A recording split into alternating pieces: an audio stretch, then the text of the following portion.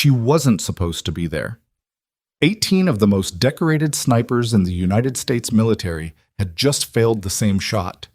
4,800 meters across open desert, wind shifting every 30 seconds, heat distortion warping the air like liquid glass. 18 pulls of the trigger, 18 misses. The kind of miss that ends careers and buries programs.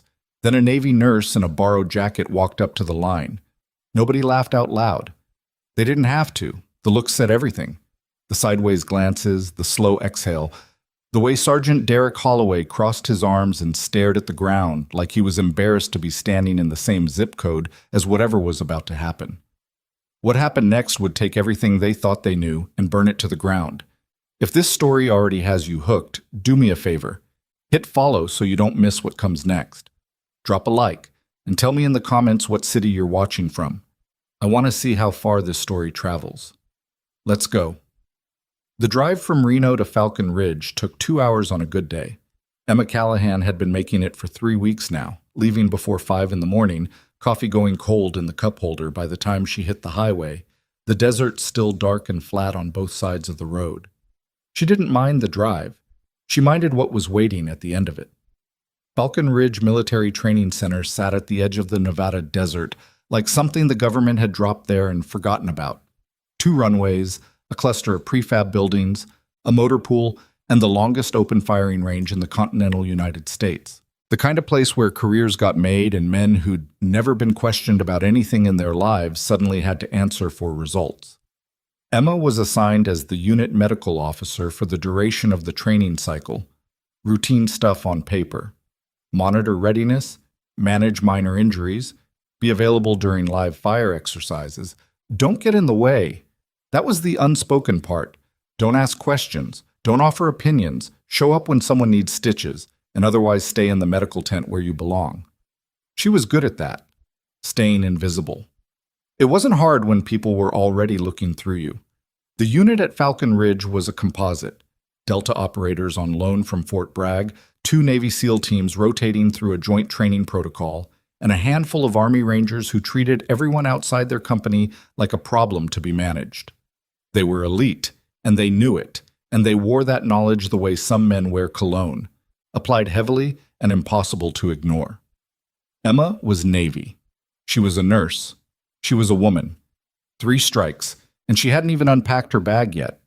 The first morning, she'd walked into the operations building to check the training schedule and found 6 operators sitting around a table eating breakfast. One of them, broad-shouldered, dark-haired, a jaw that looked like it had been assembled from spare parts, looked up at her and said, "Mess is 2 buildings over." "I know," Emma said. "I'm looking for the XO." The man, she'd later learn his name was Sergeant First Class Derek Holloway, 3 combat tours, Silver Star, the kind of credentials that got printed on recruiting posters, looked at her for a long moment. Then he looked at the man across the table and said, "Someone order a nurse?" The table laughed. Not loud, just enough. Emma found the XO on her own. The first week passed without incident, mostly because Emma made a point of not creating any. She ran sick call in the morning, cleared 2 Rangers with knee inflammation for modified duty, referred a SEAL to radiology for a hand he'd been ignoring since before the rotation started. The hand had a hairline fracture. He hadn't mentioned it because he didn't want to get pulled. Emma mentioned it anyway. That cost her something in the unspoken economy of the unit, but she'd stopped caring about that particular currency a long time ago. What she couldn't stop noticing was the range. She could see it from the medical tent, a long flat corridor of desert stretching east, the target mounds barely visible at distance, heat shimmering off the ground even in the early morning. The snipers ran their exercises in the late afternoon when the wind shifted and the light changed, and Emma would stand at the tent entrance sometimes and watch them work through binoculars she kept on the equipment shelf.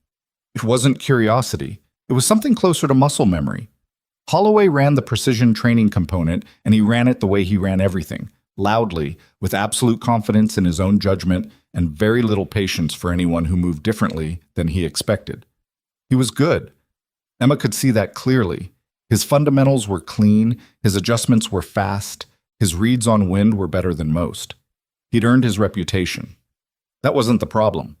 The problem was what happened when he was wrong. She saw it on the fourth day. Two SEAL operators were struggling with a crosswind calculation, and Holloway gave them a correction that was off by about 6 meters at the distance they were shooting.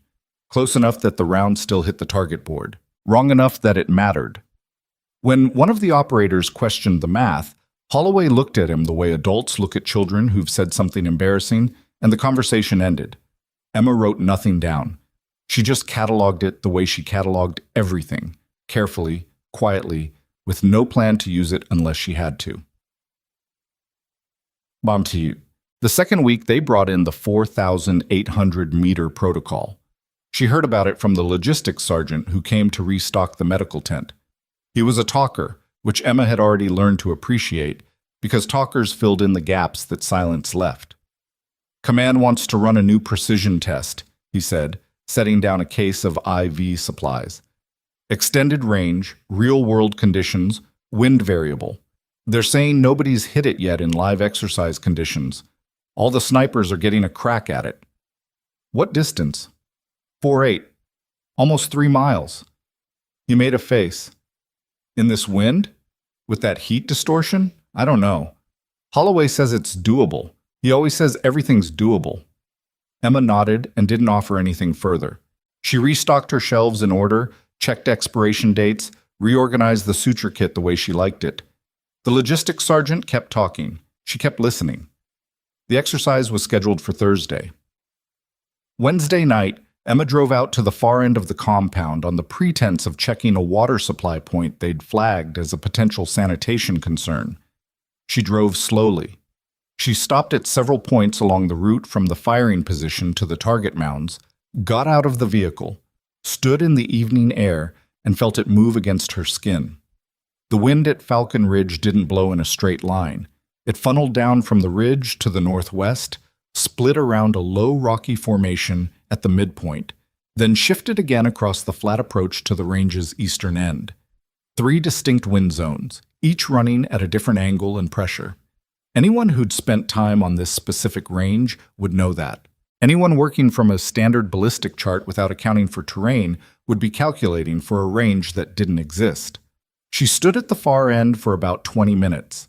The sun was gone and the desert had gone to gray, and the air was cooling fast, dropping 4 degrees in the time it took her to walk the last 50 meters to the target berm. She did the math in her head. Old habit. Thursday came in hot. The whole unit was out by 1,500 hours, which was unusual. These exercises normally ran lean, just the shooters and spotters and the evaluating officers. But the 4,800-meter protocol had generated interest. Word had circulated. People wanted to see it. 18 snipers were scheduled to shoot. They'd go in order by rank and assignment. 4 relay teams of 4 plus 2 alternates. Holloway was shooting 5th, which was a position of quiet confidence, far enough back to observe, close enough to be counted. Emma sat in the back of a MTTV with her aid bag and watched.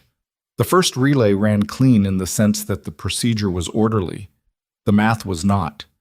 All 4 shooters missed, and the misses weren't close. They were pattern misses, all drifting right of center on the final approach, which told Emma exactly what she already suspected about the wind split at the midpoint formation. Second relay. 4 more misses. The evaluating officer, a colonel named Warwick, stood with his hands behind his back and said nothing, which was its own kind of statement. Third relay. Holloway was up. He took his time, more time than the shooters before him, which was smart. He adjusted his scope, checked his data book, conferred with his spotter for almost 4 minutes. The range went quiet the way ranges go quiet when someone important is about to do something. He fired. Miss. Right of center, 3 meters, exactly where everyone else's round had gone. Nobody said anything. Holloway stood up slowly from the prone position, said something to his spotter that Emma couldn't hear, and moved back from the firing line. His face was neutral. She'd give him that. He didn't show it. Fourth relay, 4 more misses. The last shooter in the rotation put his round so far right it barely clipped the edge of the target board. Colonel Warwick walked to the center of the range, turned to his evaluation team, and said something in a low voice. One of the officers started making notes. The exercise was almost certainly going to be flagged for review, and the results were going to need explaining up the chain. Emma got out of the vehicle. She didn't plan it. She'd planned, very specifically, not to do this. She'd had the entire drive down that morning to decide that this was not her situation, not her problem, and not a fight she had any reason to get into. She'd had 3 weeks of very clear evidence about how this unit received unsolicited input from someone in her position. She got out of the vehicle anyway. She walked to the equipment table where the loaner rifles were staged and picked up the ballistic data sheet that was clipped to the first position's gear bag, looked at it for about 15 seconds, set it down. "You need something?" The range safety officer was looking at her the way people look at something that's appeared where it shouldn't be. "Request to observe from the firing line," Emma said. "Medical assessment. I want to check the heat stress indicators on the shooters from the forward position." It was a reasonable enough request that he didn't have a clean way to refuse it, and they both knew it. He waved her through. She walked to the firing line. She crouched down next to the equipment at position 1, which put her at the correct angle to see the midpoint terrain feature clearly. The wind was doing exactly what she'd expected from the night before. The rocky formation was creating a lateral push at roughly the 2,400-meter mark, adding approximately 8 to 12 meters of right drift that no standard ballistic chart would account for unless someone had specifically mapped this range. They hadn't. She could tell from the data sheets. Holloway noticed her. He walked over from where he'd been standing with his spotter, and she could see from 20 meters out that whatever was on his face was not going to be pleasant. "What are you doing at my firing line?" Not a question, a correction. "Medical check," Emma said. "Heat index is reading high." He stopped beside her, close enough that she could smell gun oil and sweat. "The medics run their assessments at the casualty collection point, not here. I go where the patients are." "There are no patients here." He said it flatly. "We're done shooting, so you can take your medical bag and go back to your tent." Emma looked at him. She'd learned a long time ago that the first 30 seconds of a confrontation with someone like Derek Holloway were critical. Not because you had to win them, but because how you moved through them determined everything that came after. She kept her voice even and her expression neutral, and she said, "You're missing in the same place every time. All 18 of you. That's not shooter error." Holloway went still. "Excuse me?" "The wind splits at the rock formation at midfield. You're calculating for a straight line push from the northwest, but there's a lateral component at the 2-4 mark that's adding right drift. Your data sheets don't account for terrain-specific deflection." The silence that followed was the kind that had weight to it. Holloway looked at her for a long moment. Then he looked at the range. Then he looked back at her with an expression that had moved past irritation into something colder and more deliberate. "You," he said carefully, "are a Navy nurse. You have been in this unit for 3 weeks. You don't have sniper qualification. You don't have a marksmanship certification above basic. And you're standing at my firing line telling me why 18 trained operators missed a shot? I'm telling you why the calculations were wrong. Walk away." "I can demonstrate if I said walk away." His voice hadn't gone loud. That was somehow worse than if it had. "You're here to check blood pressure and hand out aspirin. Do that job. Don't ever come back to my line and question my operators again." Emma held his gaze for 2 more seconds. Then she picked up her aid bag and she walked away. She made it back to the MTTV before Colonel Warwick caught up with her. Warwick was a different kind of officer than the ones she'd been dealing with. Quieter, observational, the kind of man who'd learned to be invisible in large rooms. He'd been watching the entire exchange. "Callahan," he said, not unkindly. "Sir." "What did you say to him?" She told him, briefly, accurately, without editorializing. The wind split, the terrain feature, the right drift, the datasheet gap. Warwick was quiet for a moment. Then he said, "You're a nurse." "Yes, sir."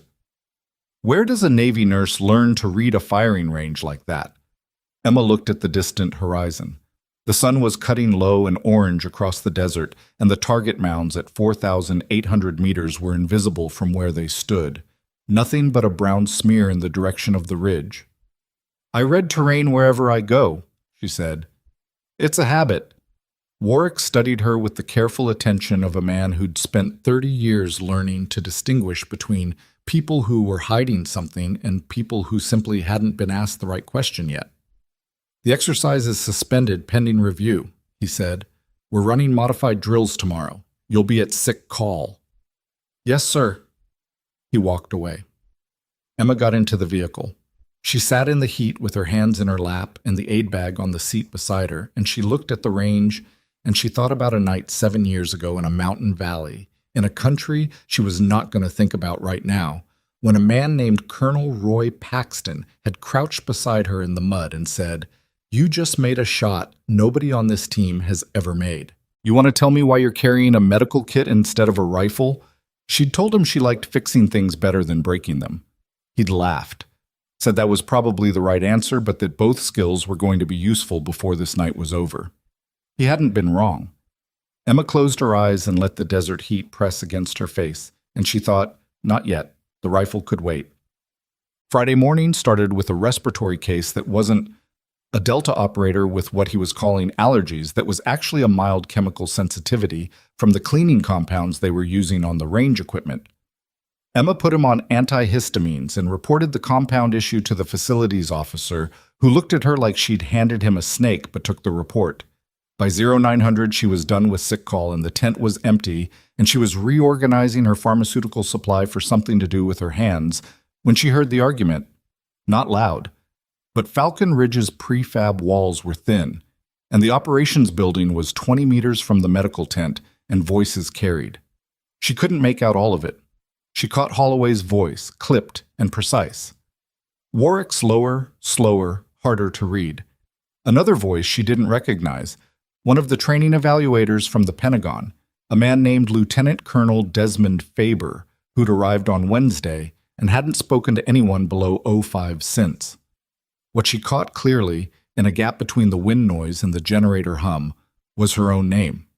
And then Holloway's voice. Not qualified to make that kind of assessment. Sir, with respect, you can't let a medical officer with no documented marksmanship background walk onto my line, and Warwick said something she couldn't hear. Then Holloway again, and this time she caught every word. If you open this up to her, you're telling every operator on this base that their training and their qualifications don't mean anything. That anyone can walk in off the street and second-guess their work. That's not how this unit functions, sir. That's not how any elite unit functions. Another silence. Faber's voice. She caught one sentence. If she's right, it doesn't matter who she is. She went back to her supply inventory. She counted bandages with extreme care, making sure her hands stayed still, making sure her face stayed neutral in case anyone walked in. She was very good at making sure nobody could read what was happening behind her eyes. She'd been doing it since she was 9 years old, and she'd only gotten better with practice. At 1100, Colonel Warwick knocked on the tent post. "Callahan, we're running the protocol again at 1400. Different configuration." He paused. "Command has approved an additional shooter for the evaluation." Emma looked up from her supply manifest. "One shot," Warwick said. "Full protocol conditions, same range, same distance. If your read on the wind deflection is accurate, we'll know. And if it's not?" He looked at her steadily. "Then this conversation stays in this tent." Emma set down her clipboard. "Who authorized the rifle?" "I did." "Does Sergeant Holloway know?" The look on Warwick's face was answer enough. Emma said, "I'll need 30 minutes on the range before the exercise. Walk the terrain, check the afternoon wind." "Approved." He left. Emma sat down on her equipment case and stared at the supply manifest without reading it. One shot, she thought, after 7 years of silence. One shot. The tent canvas moved in the desert wind, and she sat very still in the middle of it, her hands loose in her lap, her eyes focused on nothing, running numbers in her head that she hadn't run in a long time but had never actually forgotten. She was still running them when the wind shifted again, coming now from the northwest, and she felt it move through the tent, and she thought, there it is, right on schedule. At 13:45, she walked out of the medical tent in borrowed shooting gear and crossed the compound toward the range. Derek Holloway was standing at the equipment table. He watched her come across the gravel with an expression she couldn't quite classify. Not the contempt from Thursday, not exactly. Something more complicated. Something that looked, for just a moment, like a man trying to decide whether he was watching a problem or a threat. He didn't say anything. Emma checked out a rifle from the range officer without looking at Holloway, slung it over her shoulder, and walked out to the firing line alone to spend 30 minutes learning the wind that she'd already spent half a week memorizing. The range stretched out ahead of her in the afternoon heat, and the target was invisible at this distance, and everyone who'd gathered to watch, and there were more of them than she'd expected, word had clearly moved fast, was watching from the observation points and the vehicles parked along the access road. She lay down in the prone position. She set the rifle, adjusted the scope, pulled up her data, and looked down the range at 4,800 meters of desert air that didn't move in a straight line and never had. The wind ran its fingers along the back of her neck. She closed her eyes once, opened them, and put her finger inside the trigger guard for the first time in 7 years. The breath went out slow, not controlled in the textbook way, the way they teach it at basic, the measured exhale, the pause, the squeeze. This was different. This was the kind of stillness that lives below technique, below training, in the place where the body remembers things the mind has spent years trying to file away. Emma felt the stock settle against her cheek. The scope picture steadied. The reticle stopped floating. Downrange, 4,800 meters of Nevada desert hummed with afternoon heat. The air at the midpoint formation was doing exactly what she'd watched it do for 3 days. That invisible lateral pull, 8 to 12 meters of right drift, that had eaten every round the unit's snipers had sent into it. She'd mapped it on Wednesday night standing in the cooling dark. She'd confirmed it this morning, walking the access road. She'd felt it again in the last 30 minutes, lying in this exact position, watching the mirage patterns shift and resettle, watching the way the grass stalks at the 1,200-meter marker bent east, then slightly south, the way the dust at midfield moved in a shallow arc rather than a straight push. She didn't need more time. She'd had 3 weeks of it. She made the adjustment, not the one on the data sheet, not the one Holloway's training protocol prescribed. Her own. 12 meters of left offset at point of aim, accounting for the split at the terrain feature, correcting back to center on the far approach. A calculation nobody on this range had run because nobody had walked the ground and thought about it as terrain rather than open air. The reticle settled on empty space to the left of where every other shooter had aimed. She squeezed. The rifle moved. The sound came and went, and the desert absorbed it the way the desert absorbed everything, completely, without comment. 2 seconds of silence. The round was still in flight. Then the radio crackled from the observer position behind her. Hit. Center mass. Nobody moved. Emma worked the bolt, seated a second round from muscle memory, reset her position by millimeters, breathed out again. The same adjustment. The same hold. She wasn't doing this to confirm anything to herself. She'd known the calculation was right from the moment she'd worked it out Wednesday night. She was doing it because 1 hit could be luck and 2 hits was a pattern, and a pattern was something they'd have to look at. She squeezed again. Hit. Center mass. Repeat, center mass. The silence that followed the second radio call was a different kind of silence than the first. The first one had been stunned. This one was something else. Heavier, more uncertain. The silence of people recalibrating what they thought they were watching. Emma set the rifle on safe, pushed back from the firing position, and stood up slowly. Her knees protested. She'd been lying on hard ground for 40 minutes, and she was 34 years old, and some things didn't bend as easily as they used to. She dusted gravel off her elbows and reached for her aid bag, which she'd set on the ground 3 meters back, and she put it over her shoulder and walked back toward the vehicle line without looking at anyone. She'd gone about 60 meters when Holloway's voice came from behind her. Stop. She stopped. Not because the word had authority over her, but because running from it would cost her more than turning around. He came up alongside her. His spotter, a young sergeant named Greer, was a few steps behind him, and beyond that, a loose cluster of operators who'd watched the whole thing from the observation posts and were now moving in from the road with the careful, deliberate pace of people who weren't sure what had just happened, but knew it was significant. Holloway looked at her. He wasn't red-faced. He wasn't loud. That was the thing about men like Holloway. The anger, when it came, went inward first and only showed at the edges. "Where did you learn that hold?" he said. "Experience."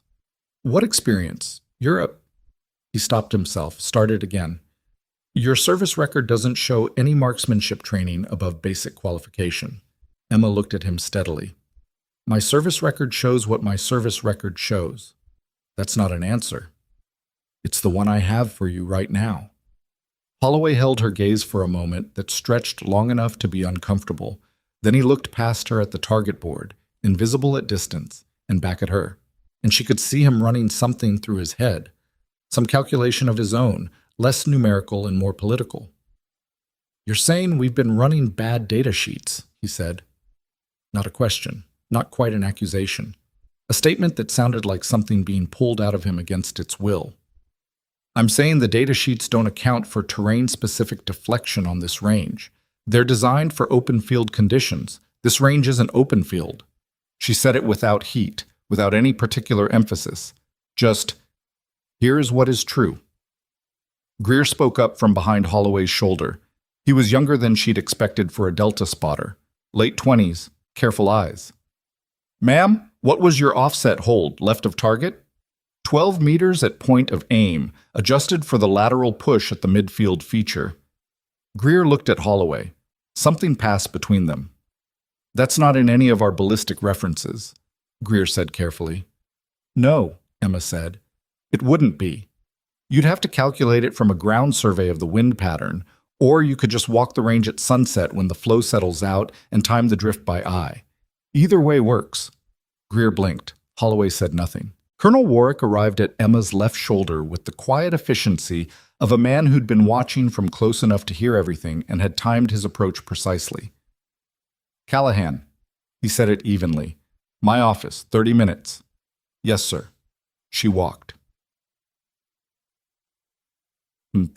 Warwick's office was a converted storage room. Desk, 2 chairs, a whiteboard covered in scheduling grids, a coffee maker that had seen better days. He closed the door behind her and gestured at the chair across from his desk and sat down without the kind of preamble she'd expected. "Talk to me," he said. Emma considered her words. She'd been considering them in various forms for the last 3 weeks and for 7 years before that, and she still hadn't landed on the version that was perfectly calibrated. There probably wasn't one. "I spent 4 years in a classified operational unit," she said. "I was brought in as a combat medic. What I did there included precision marksmanship support in conditions that don't get documented in standard service records. When the unit was dissolved, our operational files were sealed. My official record reflects my medical service only." Warwick looked at her for a long moment. "Classified," he said. "Yes, sir." "Which unit?" "I can't give you that without verification protocol. I'm sorry." He absorbed that. "Colonel Roy Paxton." She kept her face neutral. "Sir?" "I'm going to ask you once. Does that name mean anything to you?"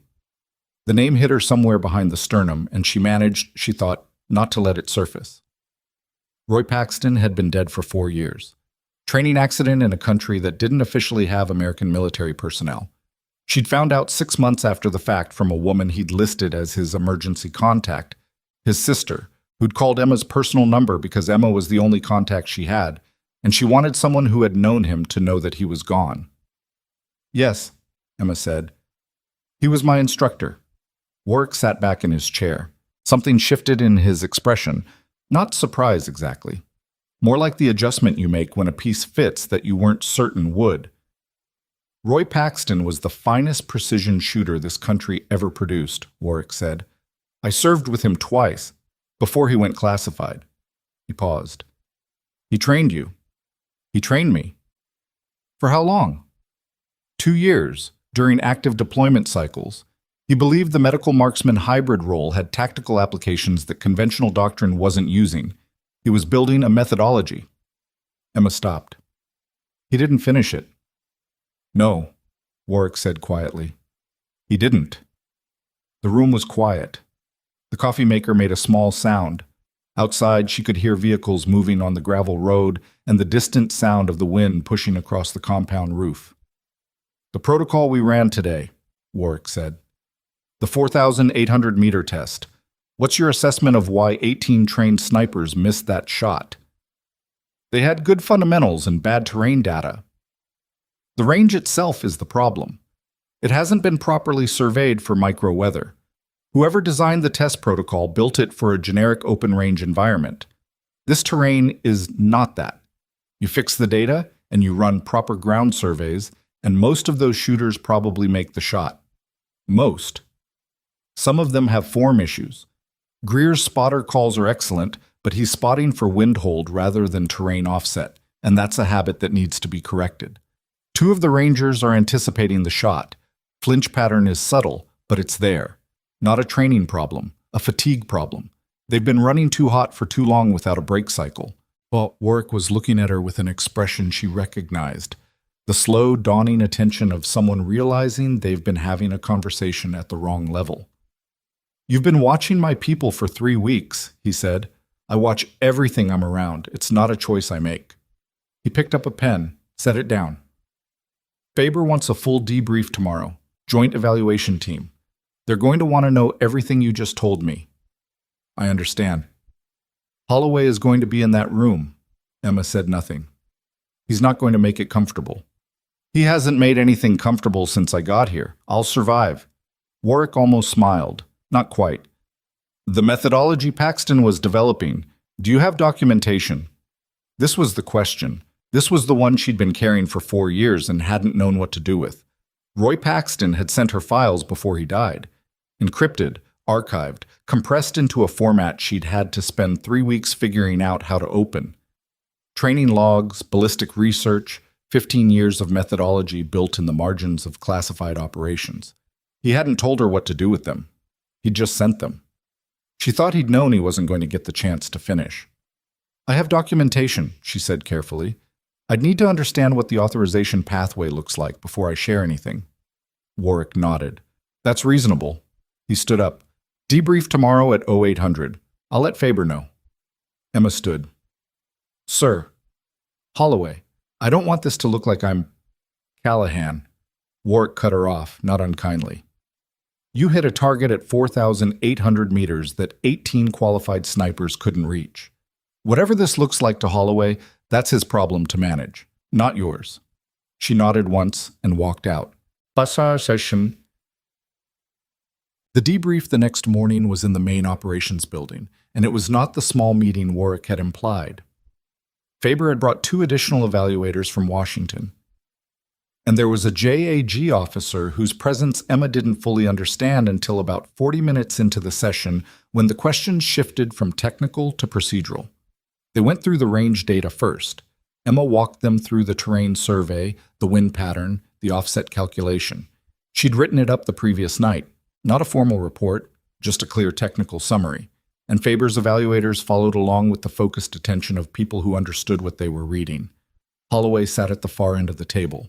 He'd brought Greer, who had a notebook open and was writing things down. Holloway himself wasn't writing anything.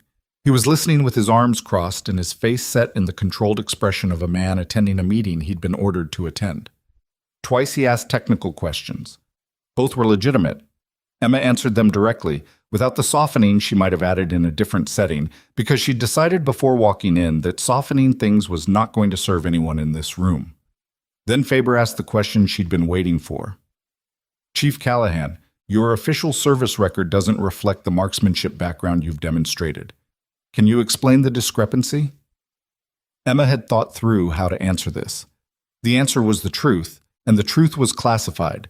And classified truths in a room with a JAG officer and 2 Pentagon evaluators required precise language. My operational service in a classified unit included precision marksmanship training that was not entered into my standard personnel record per the unit's information security protocols, she said. I can provide unit designation and operational dates through the appropriate verification channel. I'd want JAG present for that conversation. The JAG officer, a captain named Aldrich, young, sharp-faced, leaned forward slightly. You're saying you have classified service that contradicts your official record. I'm saying my official record is incomplete, not inaccurate. What's in it is accurate. What's missing is classified. Who authorized the omission? My commanding officer at the time, Colonel Roy Paxton. The room shifted. Faber looked up from his papers. Paxton, he said. Yes, sir. A silence. Faber and one of the evaluators exchanged a look that Emma couldn't fully read, but that contained something she recognized. Not surprise exactly, but the particular quality of attention that attaches to a name that carries weight. Colonel Paxton was killed in a training accident 4 years ago, Faber said. Not a question. Yes, sir, I'm aware. And you were under his command? For 2 years of my active operational period. Yes. Faber set his papers down. Captain Aldrich, I'm going to need 30 minutes with Colonel Warwick and Chief Callahan before we continue this debrief.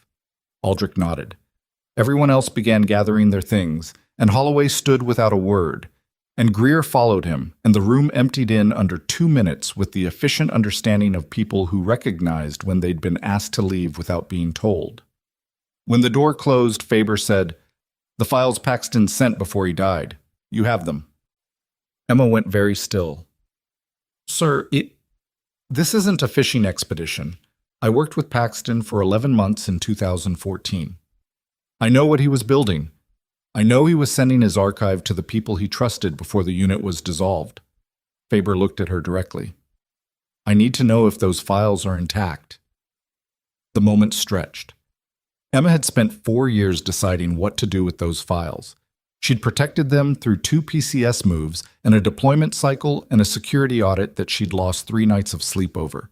She'd protected them because Roy Paxton had trusted her with them, and because she hadn't known yet what they were supposed to become. Maybe this was what they were supposed to become. They're intact, she said, encrypted, archived. Faber exhaled, controlled, professional, but unmistakably relief. We're going to need those, Chief.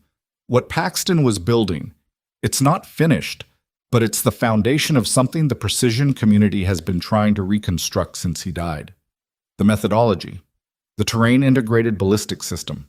If you have what I think you have, I have everything he sent me, Emma said. All of it. Faber looked at Warwick. Something passed between them. We need to run the protocol again, Faber said. Full range, full evaluation team. This time, I want it documented. Every adjustment, every calculation, the complete methodology walkthrough. I want it on record. He turned back to Emma.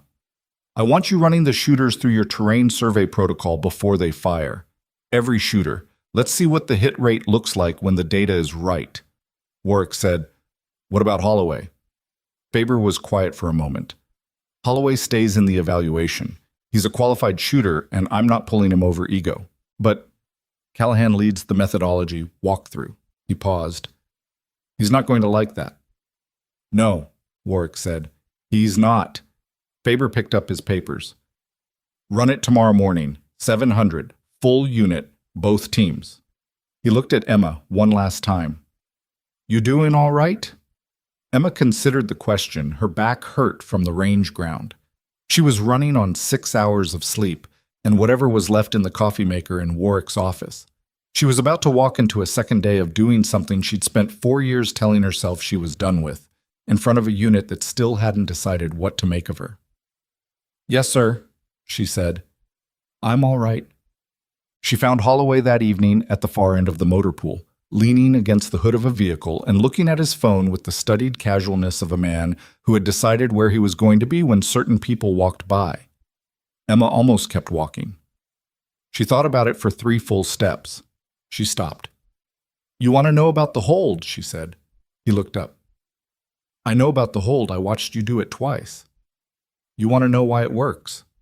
He was quiet for a moment. Then, Greer's been running the numbers since yesterday.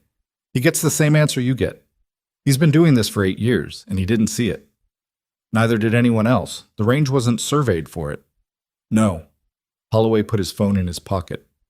I've been shooting for 12 years. 3 combat deployments. I've taken shots longer than 4,800 in field conditions. He said it without bravado. Just information. I didn't see it either. Emma said nothing. I don't like being wrong, he said. That's not a unique quality. Most people in this line of work don't. I know. I also don't like... He stopped, started differently. When someone walks onto my range and tells me my data's wrong, my first reaction isn't going to be to thank them. That's not something I'm going to apologize for, but... He paused. You were right about the wind, about the terrain, about the data sheets. Yes, Emma said. I was. He looked at her. Something in his face was doing work. The kind of rearranging that men like Holloway don't do in public if they can avoid it. Faber tell you what's happening tomorrow? He did.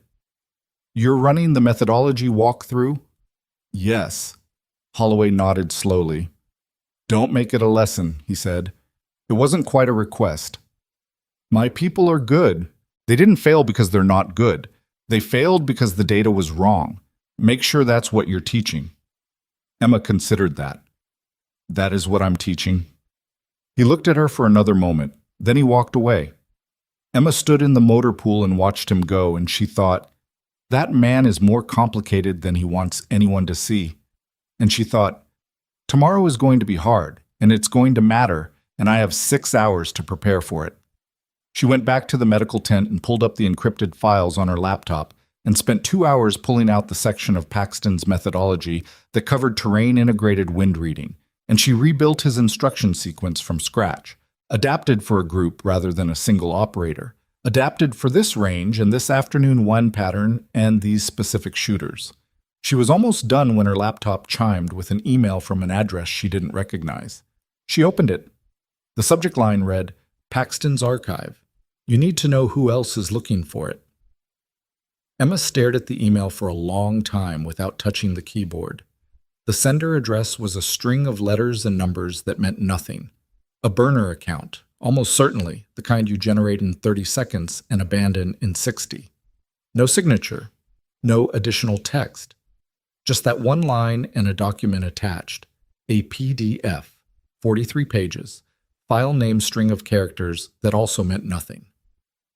She didn't open the attachment. She'd spent enough time around operational security to know that an unsolicited attachment from an unknown sender at 11 o'clock at night was not something you opened on a government-adjacent network without knowing exactly what it was. She screenshot the email, forwarded it to her personal encrypted account, then closed the laptop and sat in the dark medical tent for a while, listening to the wind move across the compound roof. Who else is looking for it? Roy Paxton had sent her the archive 4 years ago.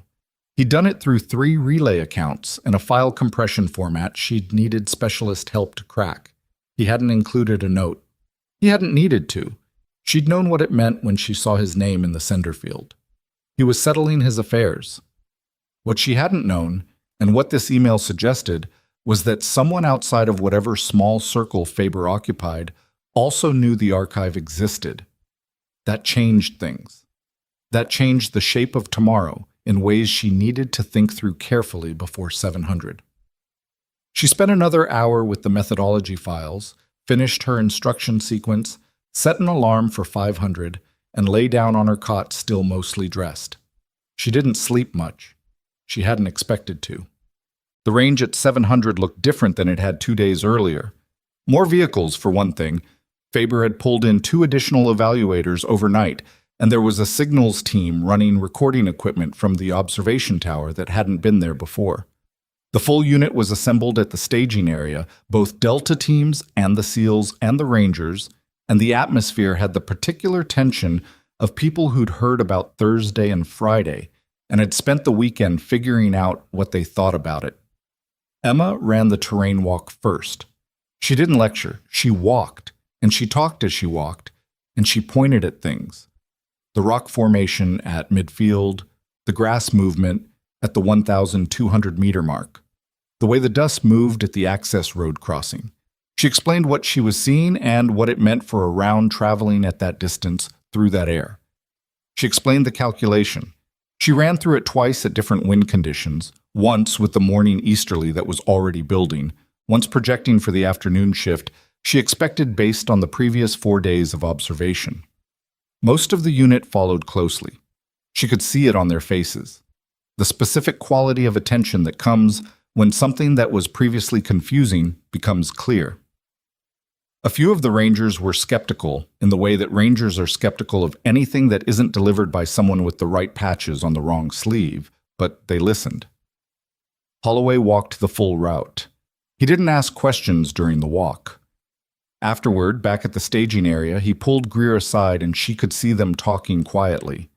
Greer showing him something in his notebook, Holloway looking at it, nodding once. Faber ran the exercise in 3 relays. Different configuration than Thursday, not sequential by rank, but mixed teams, 2 shooters per relay, the idea being to see whether the methodology transferred across unit cultures or whether it was specific to individual technique. First relay, 2 Delta operators who'd been with Holloway longest. They ran the terrain survey protocol before shooting. Both hit. The range went quieter than it had been. Second relay, a SEAL team pair who'd been among the more skeptical observers. 1 hit, 1 missed right, the old drift. He'd reverted mid-process, second-guessed his offset, gone with his training over the new data. He knew it immediately after the shot. Emma saw his spotter put a hand on his shoulder. Third relay included Holloway. He'd walked the terrain. He'd done the calculation. He stood at the firing position for a long time before going prone, longer than he needed to, and she thought he was working through something that had nothing to do with ballistics. Then he got down, got settled, and she watched him through binoculars from the observation point. He fired. "Hit," the radio said. "Center mass." Someone in the unit made a sound, not a cheer, something more complicated than that. Holloway stood up, worked the bolt clear, and walked back from the line. He didn't look at Emma. He looked at his data book, then at the range, then at the ground. She could see him doing the math on something that wasn't a ballistic problem. By the end of the morning, 11 of 14 shooters had hit the target using the terrain-integrated protocol. The 3 misses were all attributable to identifiable factors: flinch pattern, scope adjustment error, a spotter call that came too late. None of them were the same miss that had dominated Thursday. Faber recorded everything. His evaluators ran through 40 minutes of debrief with the relay teams. Emma answered questions for 90 minutes straight, most of them technical, some of them administrative, and one from a Delta Master Sergeant who asked how long it had taken her to develop the terrain reading methodology, and she'd said, "Honestly, I didn't develop it. I learned it. The man who developed it is dead." That quieted things down for a moment. The email was still on her mind when the debrief ended. She pulled Faber aside at the edge of the operations building while the unit dispersed toward the mess and the vehicles. He looked tired. He'd been on the phone twice during the debrief, which she'd noticed even while answering questions, because she noticed things. "I need to show you something," she said. She pulled out her phone and showed him the screenshot. He read it twice. His expression didn't change dramatically, but something behind his eyes went careful and focused in a way that told her this wasn't entirely unexpected. "When did you get this?" "Last night, around 2300. "Attachment?"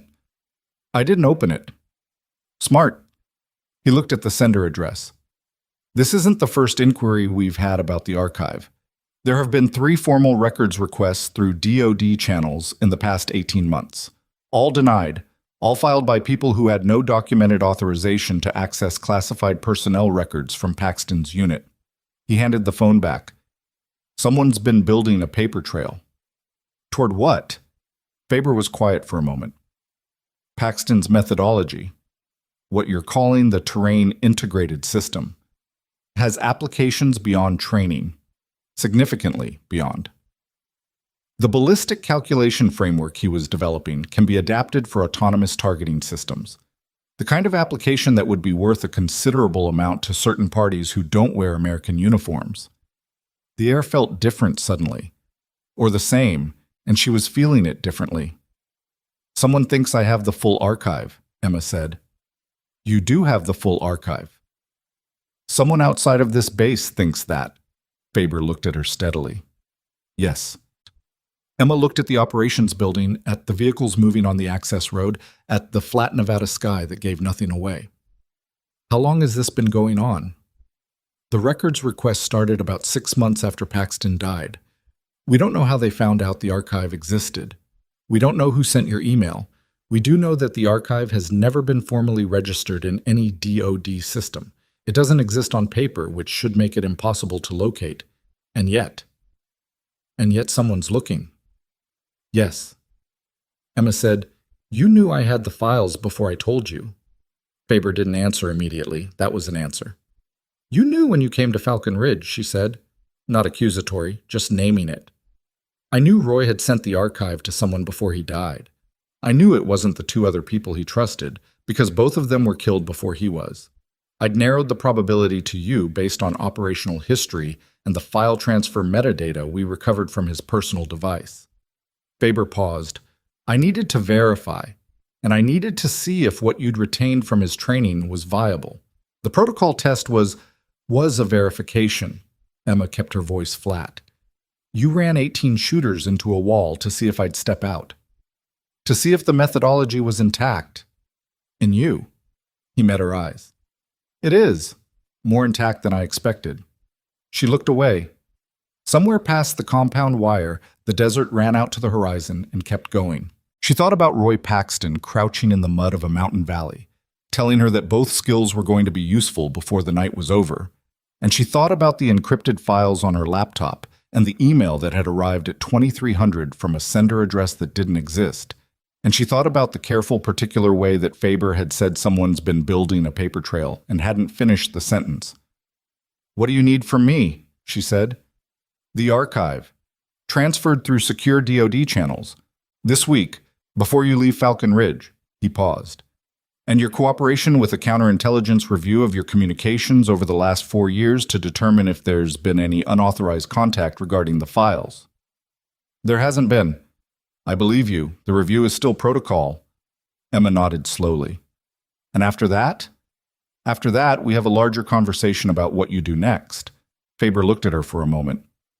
"What Paxton built, the full methodology, the training framework, the ballistic system, it needs someone who can finish it, someone who understands it from the inside." He didn't say anything else. He didn't need to. Emma said, "I'll transfer the archive tomorrow." "Tonight would be better." "Tonight, then." She looked at him. "I want a receipt. Formal acknowledgement of transfer, classification level, chain of custody. I want it documented that the archive came from me and that I was Paxton's authorized designee." "Done." She walked back toward the medical tent. Her back ached from the morning on the range, and her head ached from the night before, and somewhere between her sternum and her stomach there was a tension that wasn't quite fear and wasn't quite relief, but was adjacent to both of them. She was halfway through the archive transfer at 1600 when the alert came in. Not from the base notification system. From Sergeant Greer, who knocked on the tent post and said, "Chief Callahan, we've got a situation," with the specific controlled urgency of a person who has learned to remove panic from their voice through practice. She capped the transfer process and followed him. The situation was in the motor pool. One of the rangers, Specialist Taft, 26 years old, the one with the flinch pattern she'd flagged 2 weeks ago, had taken a vehicle out to the far equipment yard and had not come back. Another ranger had gone looking and found the vehicle parked but Taft not in it, and then had found Taft behind the secondary equipment shed, down on the ground, unresponsive. Emma was running before Greer finished the sentence. She reached him in under 4 minutes. He was on his back, skin pale and sheened with sweat despite the heat, breathing present but shallow, pulse rapid and weak. She checked his pupils, equal and reactive, so not a head injury, and ran her hands down his limbs quickly, checking for trauma, and found nothing external. "When did someone last see him?" she said, not looking up. "Chow. About 12:30. 4 hours. She pressed 2 fingers to his neck. Pulse rate was around 130, maybe higher. "Anyone know if he's on any medication? Supplements?"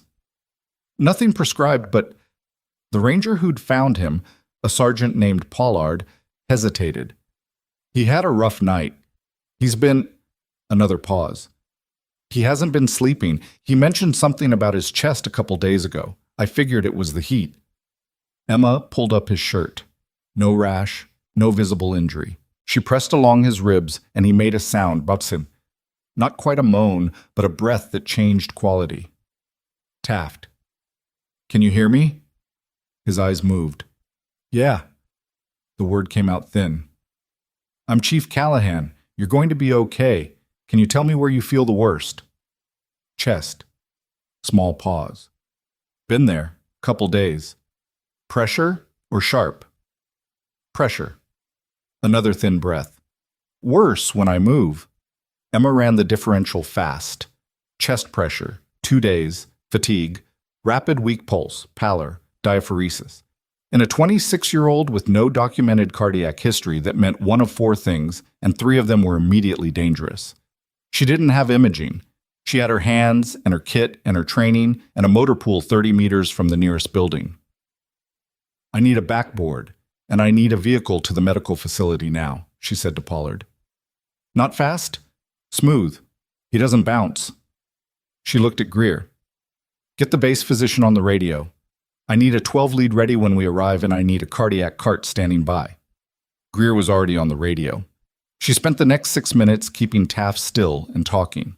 Not reassurance exactly, just a steady, low voice to give him something to track, while she ran through everything she could assess without equipment. Blood pressure she couldn't read without a cuff, but the radial pulse was good enough to tell her perfusion was holding, barely. Jugular vein flat, which ruled out one of the 4. Respiratory rate elevated but not distressed. She put an oxygen mask on him from her kit and watched his color very slightly improve. When the vehicle came, she helped load him onto the backboard, climbed in beside him, and held the IV line she'd started through the transit, watching his face, talking to him, watching the numbers in her head. The base medical facility was 3 minutes away. The physician, a Navy lieutenant named Harkin, met them at the door with the 12-lead cart already running and 2 techs behind him. Emma gave her handoff in 30 seconds, vitals, timeline, assessment, differential, and stepped back to let them work. She stood outside the exam room door and felt the adrenaline metabolize out of her hands in small, unsteady increments. Harkin came out 12 minutes later. Pericarditis, he said. Probable viral. Classic presentation, honestly. He's been ignoring it for what, 2 days? At least. He's lucky it didn't progress further. Another 12 hours without assessment and we'd be looking at a fusion. Harkin shook his head. He's stable. We're getting him transferred to Reno for imaging tonight. He looked at Emma. Good catch. Emma nodded. She was looking at the corridor wall, not at anything specific. You all right? Harkin said. Yes. She straightened. Let Pollard know his man's stable. He's been outside the building for the last 20 minutes. She walked back down the corridor toward the exit. Taft was stable. The archive transfer was 40% complete. The email from last night sat in her encrypted account, like an object she hadn't yet decided how to handle. She pushed through the exterior door into the evening air and stopped. Holloway was sitting on the steps. He stood when she came out, which surprised her. He had his cover in his hand and he was looking at the ground and he said, without preamble, Taft's going to be okay? Pericarditis. He'll be fine. Holloway nodded. He turned his cover in his hands once. He's been on my team for 8 months. I noticed the fatigue. I told him to push through it. Emma looked at him. I'm not looking for you to tell me it's not my fault, he said. I know the medical call is yours. I'm just... He stopped. I should have sent him to you 3 days ago. Probably, Emma said, but he's okay. Holloway was quiet for a moment, then, Faber told me about Paxton. He said it carefully, like he was picking up something fragile. That you trained under him. Emma didn't say anything. Roy Paxton was the reason I went into precision work, Holloway said. I never served with him, but his doctrine, his papers, the ones that were published before he went classified, they're the reason I understood this job the way I do. He paused. I didn't know he had a student who came through a classified program. I didn't know. He stopped again. If I had known who you were, I wouldn't have... Yes, you would have, Emma said. Not unkindly. You would have. Because you didn't know me and I didn't look the way you expected. That's not about Paxton. Holloway absorbed that. He put his cover back on. The methodology walkthrough this morning, the results. He looked at the desert, then back at her. Whatever I thought when you walked onto my line last week, I was wrong. I want to put that on the record when Faber runs his evaluation report. You don't have to. I know I don't have to. He looked at her directly. I want to. Emma looked at him for a moment. Okay, she said. He nodded once and walked toward the motor pool. She watched him go and thought about Roy Paxton, who had said once, lying in the mud of a mountain valley, waiting for extraction, blood on his hands from something she'd fixed and something she hadn't been able to. The hardest thing about this work isn't the distance. It's getting people to believe what they're capable of before something forces them to find out. She went back inside to check on the archive transfer. It completed at 21:47 hours. She received Faber's formal acknowledgement of receipt at 2:23. She forwarded it to her encrypted personal account, then deleted the local files from her laptop in a 7-pass wipe, the way Paxton had taught her. She sat in the empty medical tent and looked at the black screen of her laptop and let herself feel, for just a moment, what it meant to give those files up. 4 years of carrying something that nobody knew she had. 4 years of being the only person standing between that archive and whatever happened to things that disappeared without a custodian. Roy Paxton had trusted her with it because he'd believed she'd know what to do with it when the time came. She thought she had. She closed the laptop and started preparing the tent for the morning, and she was halfway through restocking the IV supplies when her phone buzzed. Not a call, a message. Through the encrypted channel she used for personal secure communications. The channel with an address she'd given to fewer than 8 people in her life. She looked at the screen. The message was 3 words and a set of coordinates. He didn't die. Emma looked at the coordinates. Her hands had gone very still. The coordinates were for a location in a country she recognized, a country where Roy Paxton had officially died 4 years ago in a training accident that had no witnesses and no recovered remains. She stood in the medical tent with the phone in her hand and the Nevada night pressing against the canvas walls and the coordinates burning on the screen, and she thought about a man crouching beside her in the mud saying both skills are going to be useful before this night is over. And she thought, he knew. He knew something was coming, and he sent me the archive, and he disappeared, and he knew. Outside, a vehicle moved on the gravel road. The wind shifted, coming now from the north. Emma locked the phone screen, put it in her pocket, and stood very still in the center of the tent for a long time. She didn't sleep. She lay on the cot with the phone face down on the equipment case beside her, and she stared at the tent ceiling, and she ran through every version of what those 3 words could mean.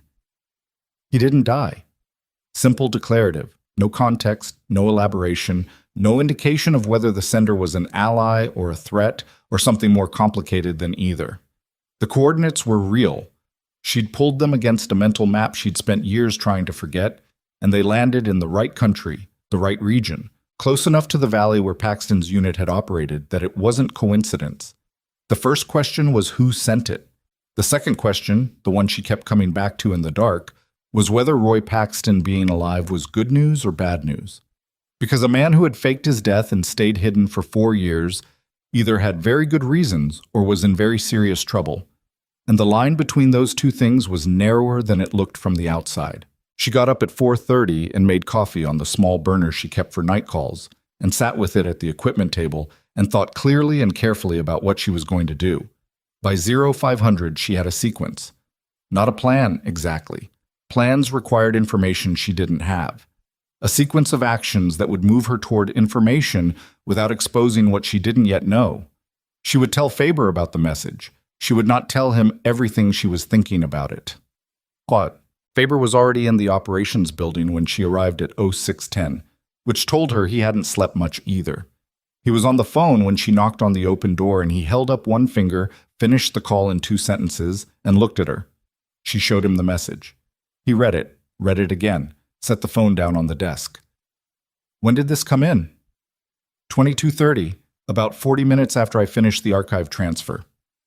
Through your encrypted personal channel. Yes? Who has that address? 8 people. 4 of them are in this building. She paused. 2 of them are dead. 1 I haven't spoken to in 3 years, and 1 is whoever sent this. Faber looked at the coordinates for a long moment. She watched him process it. The specific quality of attention on his face was different from last night's. Last night he'd been careful. Now he looked like a man doing fast math on a problem with moving parts. "The coordinates," he said. "You recognize the region?" "Yes." "You were deployed there?" "With Paxton's unit, yes." He set the phone on the desk, face up between them. "Roy Paxton is officially deceased. The death was processed through classified channels, no remains recovered. Standard protocol for personnel lost in restricted operational theaters." He said it like he was reading from a document. Then he stopped reading from the document. "I've had doubts about the circumstances for 2 years. The metadata on his file transfer to you, the timestamp, the encryption method, it was consistent with someone who had time to plan, not someone who expected to be dead in 72 hours. Emma said, "You think he staged it?" "I think it's possible." Faber looked at her. "Which means someone else thinks so too. And someone with access to your private encrypted channel wanted you to know. Or wanted me to move," Emma said. "Wanted me to do something reactive with that information." Faber was quiet. "This could be operational," she said. "Someone drawing me out.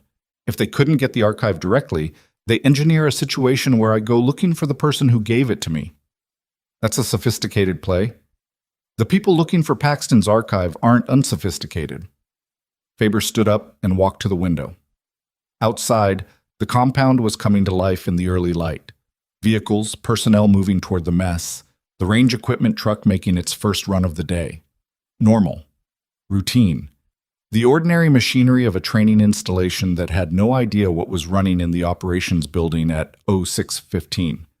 "I'm going to need to escalate this," he said. "Counterintelligence, not just the records review we discussed yesterday. This becomes a full security investigation." "I know. That means your movement is going to be restricted while the investigation opens. You won't be able to leave Falcon Ridge until we've processed the communication." Emma had expected that. She'd built it into the sequence. "How long?" 72 hours minimum. Possibly longer. He turned from the window. "I want you to stay in the compound. Don't contact anyone about this outside of me and Warwick.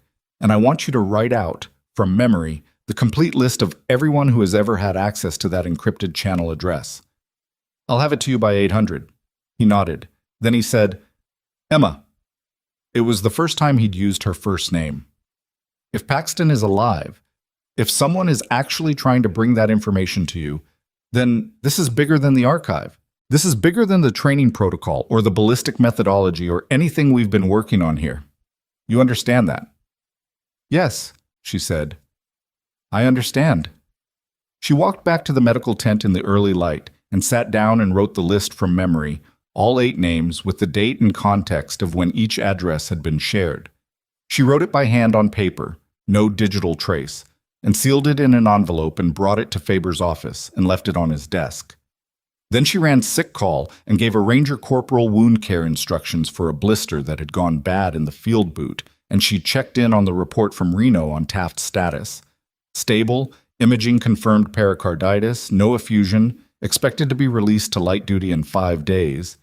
And she restocked her IV supplies, and she went about the work of being a medical officer in a training unit with the careful, deliberate normalcy of someone who had learned, a long time ago, how to function in the middle of a situation that hadn't resolved yet. The counterintelligence team arrived from Nellis at 1400 in 2 unmarked vehicles. There were 4 of them. 3 agents and a signals technician who immediately set up in the communications room and started pulling network logs.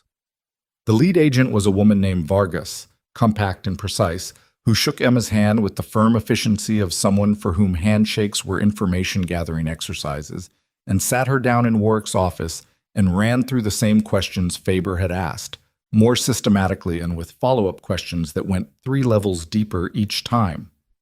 Emma answered everything. She was careful and accurate, and she left out nothing that was relevant, which was not the same as leaving out nothing.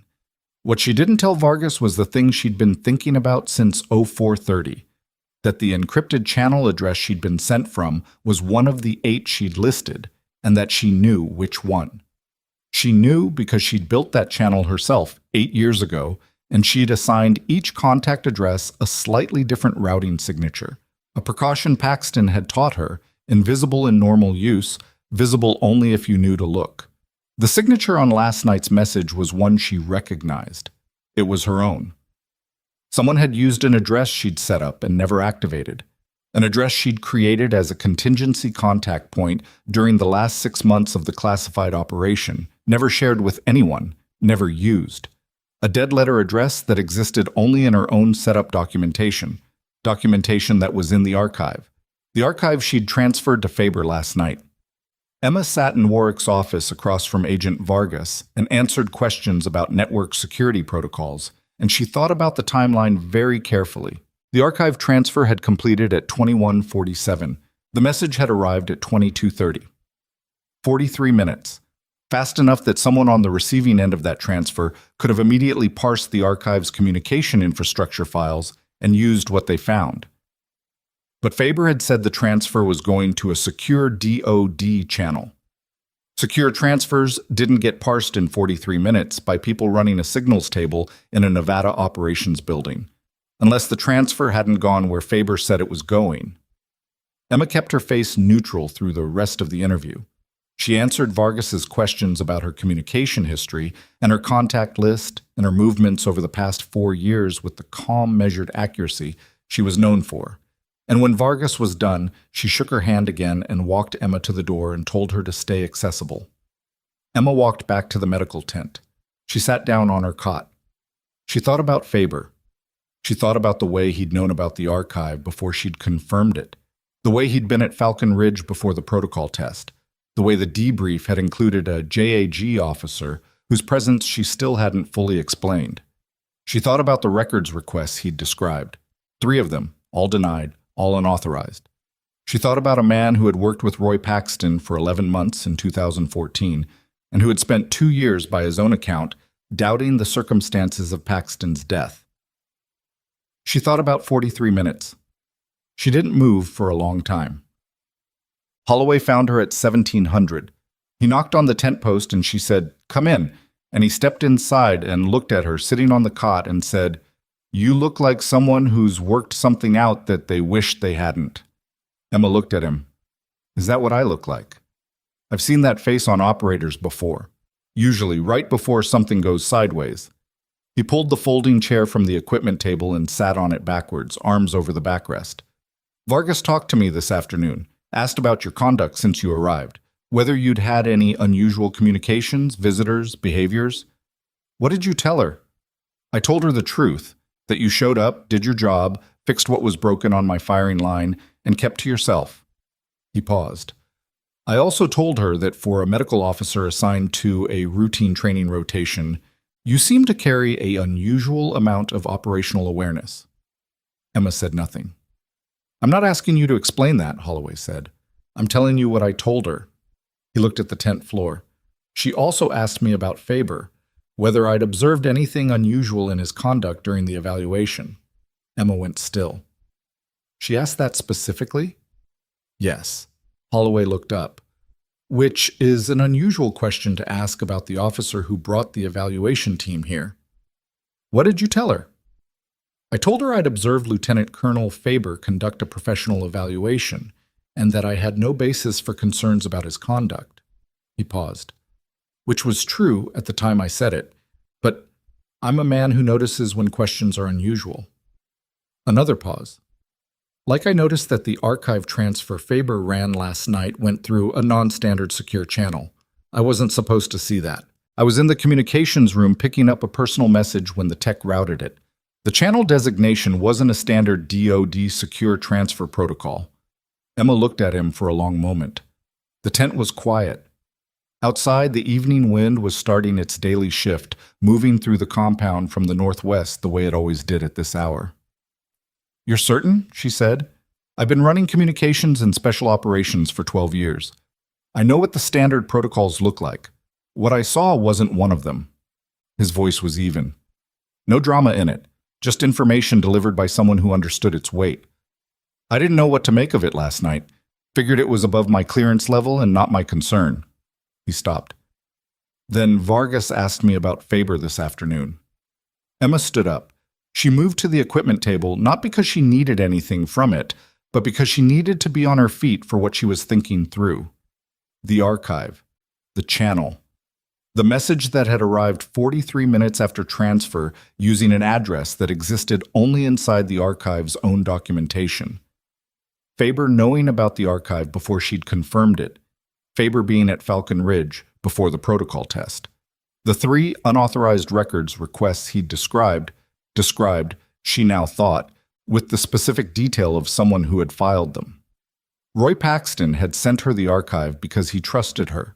He'd sent it to her and not to anyone else because he'd known or suspected that the other people he trusted were compromised. And then he'd disappeared. And 4 years later, someone had used a dead letter address from inside that archive to send her 3 words and a set of coordinates. Not to draw her out, to warn her. "I need to talk to Warwick," she said, "not through Faber, directly." Holloway stood. "I can get you 10 minutes with him before the evening brief. He's in his quarters until 1800. Now would be better." He looked at her. He was doing the same thing she'd watched him do on the firing line, the recalibration, the willingness to update. "How bad is this?" Emma looked at the tent wall. She thought about Roy Paxton alive somewhere in a country that didn't officially have American personnel, sending messages through a dead channel from inside an archive she'd just handed over. She thought about what he'd sent her the archive to protect it from, and who that might have been. And she thought about Faber's careful face and his precise knowledge and his 43 minutes. "It's bad," she said. "Let's go." Warwick listened without interrupting, which was a quality Emma had learned to value over the past 4 weeks. She laid it out for him in 9 minutes, the message, the routing signature, the timeline, the channel designation Holloway had observed. She was clinical and sequential, and she did not editorialize. She stated what she knew and separated it clearly from what she was inferring. When she finished, Warwick was quiet for a long moment. "You're telling me that Faber transferred your archive through an unauthorized channel?" "I'm telling you the timeline and the channel designation are inconsistent with a standard secure DoD transfer. I'm telling you the message I received used an address that could only have been extracted from the archive's own internal documentation within a very short window after transfer. I'm drawing a conclusion from that, and I want to be clear that it's a conclusion, not a confirmed fact." "But you believe it?" "Yes," Emma said. "I believe it." Warwick looked at Holloway. Holloway nodded once, confirming the channel observation, nothing more. Warwick stood up. He went to the small safe mounted under his desk and opened it and removed a satellite phone, not the base communication equipment, his own personal secure device. "I'm going to make a call," he said. "Joint Special Operations Command, not through the base comm system. This call does not go through Faber or anyone in his evaluation team." He looked at Emma. "While I do that, you're going to stay in this room, both of you." "Understood," Emma said. He stepped out into the hallway and closed the door. Emma sat. Holloway leaned against the wall. Neither of them said anything for a while. Then Holloway said, "The coordinates in the message. You know where they are." "Yes." Is Paxton actually alive?" Emma looked at the closed door. "I think someone wants me to find out. I think that someone is trying to do it without being found in the process." She paused. "I think Roy Paxton sent me that archive because he knew someone was going to come for it eventually, and he sent it to me because he thought I was the one person who'd be able to recognize the danger when it arrived." She paused again. "I don't know if I recognized it fast enough." Holloway was quiet for a moment. "The archive is already transferred." "Yes." "If Faber's channel was compromised, then whoever he was moving it to has it now, yes." She said it flatly because it needed to be said flatly. She'd made a mistake. Not a careless one, not a foolish one, but a mistake rooted in trust that had been carefully engineered to look like the right call. That didn't make it not a mistake. Holloway said, "Is there anything in the archive that's dangerous in the wrong hands?" The full ballistic methodology adapted for autonomous targeting systems transferred to a non-state actor or a foreign military intelligence service? Emma looked at him. "Yes. Significantly dangerous." "How long before it's actionable?" "The raw methodology needs expert interpretation. Weeks, maybe longer if they're building from scratch. Faster if they have the right people. So we have a window. A small one. The door opened. Warwick came back in. His expression had changed in the way that expressions change when a phone call has confirmed the worst version of what you were hoping wasn't true. JSOC is treating this as a priority counterintelligence incident, he said. A verification team is being dispatched from Fort Bragg. ETA 6 hours. He looked at Emma. They want you available for a full debrief upon arrival. Everything. The archive, the message, Paxton's history, the transfer. All of it. Yes, sir. Faber has been flagged. He's been asked to remain on base pending verification. Warwick's voice was precise and controlled. He doesn't know why yet. Emma nodded. There's one more thing, Warwick said. He looked at her steadily. JSOC ran the coordinates you received against their current operational intelligence. The location is active. There is confirmed personnel presence at that site as of 72 hours ago. He paused. They don't know whose. Emma absorbed that. They want to know, Warwick continued, whether you have any basis, any operational knowledge from your time with Paxton's unit that would help them identify who might be operating from that location. She thought about a mountain valley. She thought about mud and a man's voice telling her both skills were going to be useful. She thought about the way Roy Paxton moved, the way he thought, the way he built fallback positions into everything he did. Safe houses, relay routes, contingency channels. He'd built them into the archive. He'd built one into her, in the form of a routing signature she'd never told anyone about. He'd built his own exit, too. Yes, Emma said, I have a basis. Warwick looked at her and then at Holloway and then back at her. The JSOC team arrives at 0200. Until then, you do not leave this building. You do not use any communication device that isn't verified by me personally, and you do not speak to Faber under any circumstances. Understood. Callahan. He said it with the weight of a man who had been in the military long enough to know when a situation had moved beyond the point where rank was the organizing principle. Whatever Paxton built, whatever you've been carrying, it matters. What happens in the next 24 hours is going to determine whether it helps the right people or the wrong ones. Emma looked at him. Then we'd better not waste it. Warwick nodded and picked up his phone again, and Emma sat in the chair in his office with her hands in her lap and the weight of the evening pressing down on the compound outside, and she thought about Faber, right now in his quarters or the operations building, not yet knowing that the call had been made, not yet knowing that the window he'd counted on was closing. She thought about how careful he'd been, how patient, how thoroughly he'd built the approach, using the protocol test to verify the methodology, using her own trust in Roy Paxton's legacy to get her to hand over the archive, framing everything as recovery and preservation when the intent had been extraction and transfer. He'd been very good. He just hadn't accounted for Holloway noticing a channel designation in a communications room at the wrong moment, or for the fact that Roy Paxton had built a dead-letter warning system into the archive he'd been trying to steal.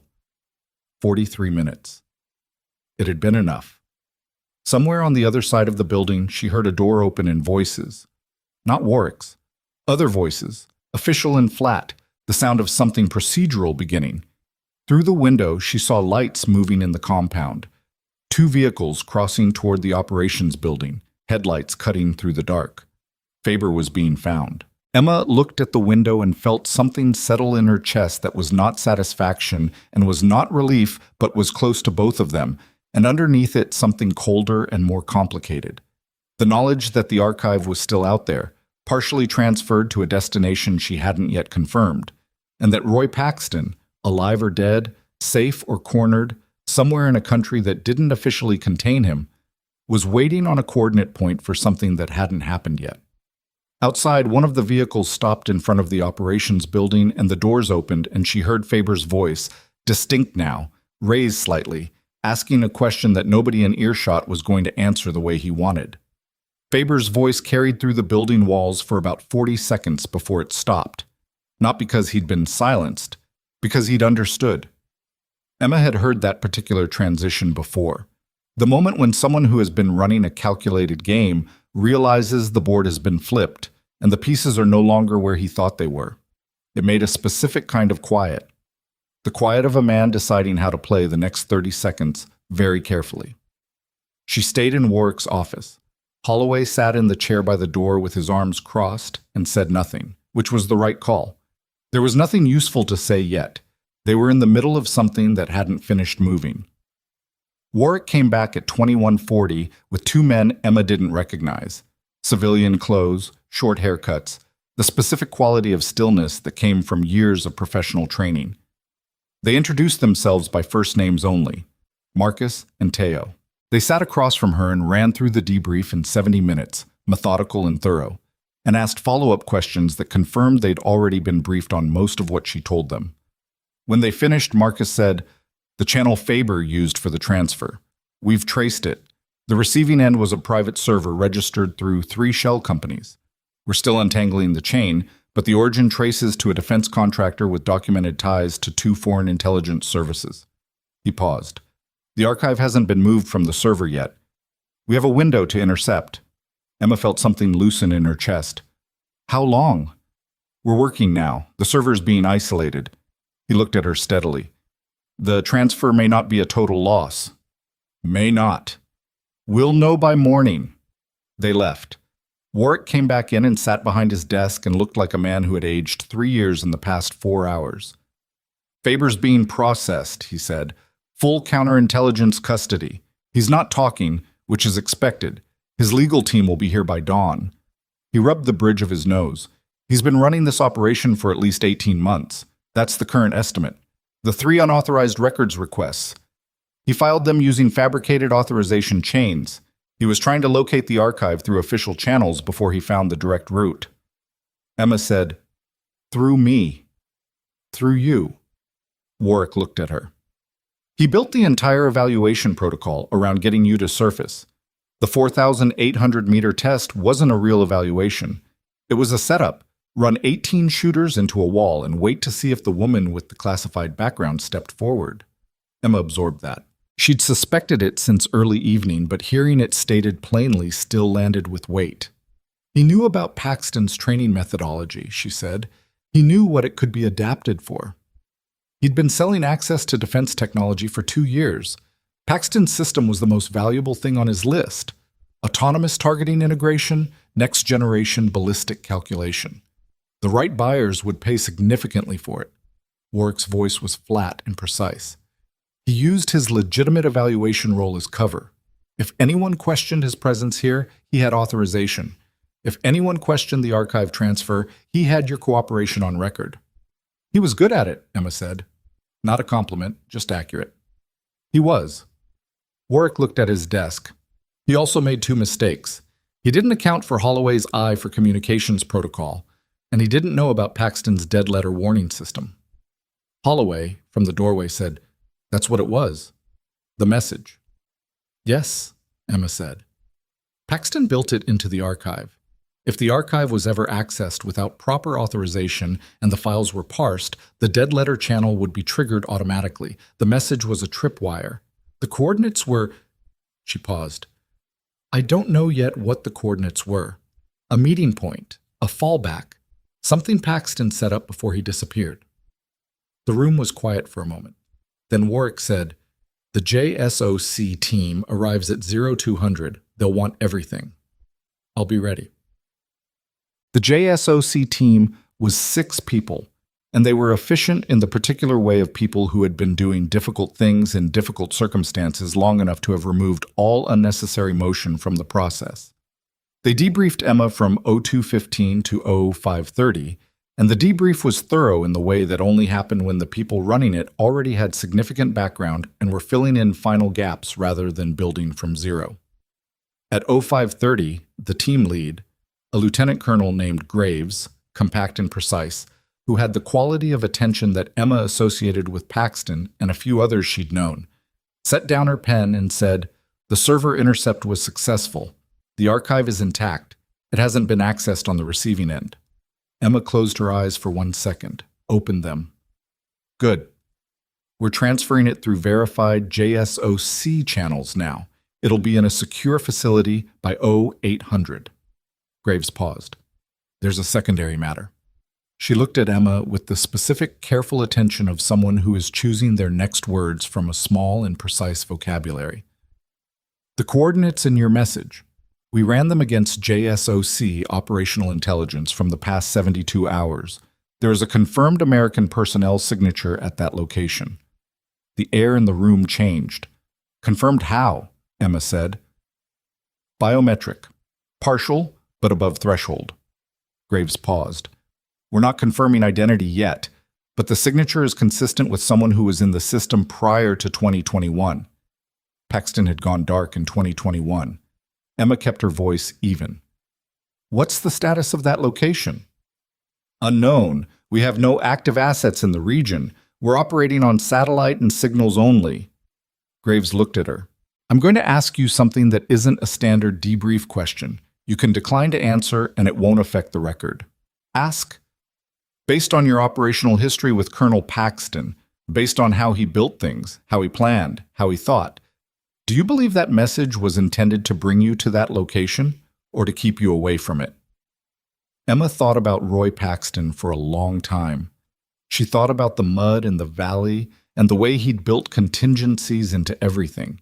Not because he was paranoid, but because he understood that systems failed and people failed, and the only thing you could count on was a structure that accounted for failure in advance.